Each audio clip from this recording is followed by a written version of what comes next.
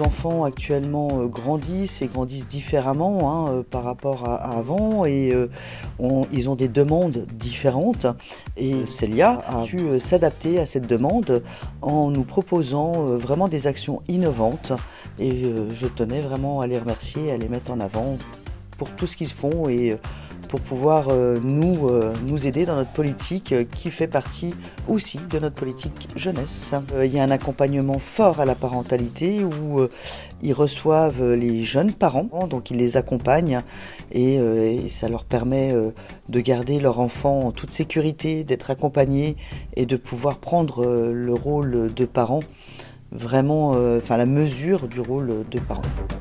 Ici, on est sur le site vraiment enfance et puis ils ont plusieurs sites en ville, parce que nous leur confions aussi des jeunes adultes. Ils les accompagnent et ces jeunes adultes, c'est pas qu'une question d'âge, c'est vraiment une question de savoir s'ils sont assez mûrs et plutôt assez matures pour pouvoir rester dans un appartement seul.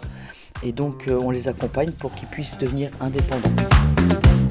On se trouve dans un ancien préventorium, le préventorium Abel Ferry, que les Audaciens connaissent bien, qui était une structure paramédicale et qui a été maintenant rachetée donc par l'association Célia, financée à 100% presque par le département, pour réaliser cet accueil de qualité. Lorsque on connaît le vécu personnel des enfants qui sont placés ici, au moins être dans un endroit accueillant dans la nature, plein de vie pour eux, plein de lieux de vie tout à fait exceptionnels. On est fiers au département de financer une telle structure.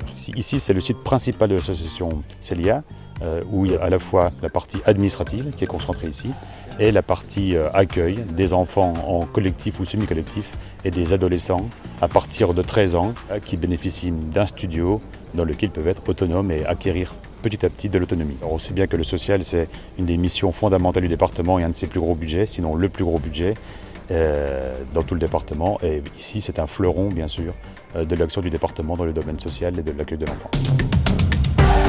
Sur Saint-Dié, nous avons plusieurs sites. Nous avons un site ici qui est vraiment le site principal. On accueille 20 adolescents et 14 enfants. La maison ici, elle permet aussi d'accueillir, mais on a aussi du suivi à domicile et ça, c'est soutenu aussi par le département. On a une équipe d'éducateurs et puis nos ados, quand ils sont plus sur site, ils peuvent aussi être en hébergement extérieur et on les suit directement dans leurs appartements. On a constaté qu'ici, sur site, on voyait bien que concentrer encore plus d'enfants, ça devenait compliqué et qu'on est arrivé à un seuil qu'on ne devait plus dépasser. On crée une nouvelle maison qui est en travaux actuellement et où on va pouvoir accueillir et accompagner des enfants qui auront peut-être des vulnérabilités différentes, voire qui cumulent des vulnérabilités. Et donc ça, c'est vraiment pour nous un projet innovant qui va permettre aussi aux équipes de s'investir différemment auprès des enfants.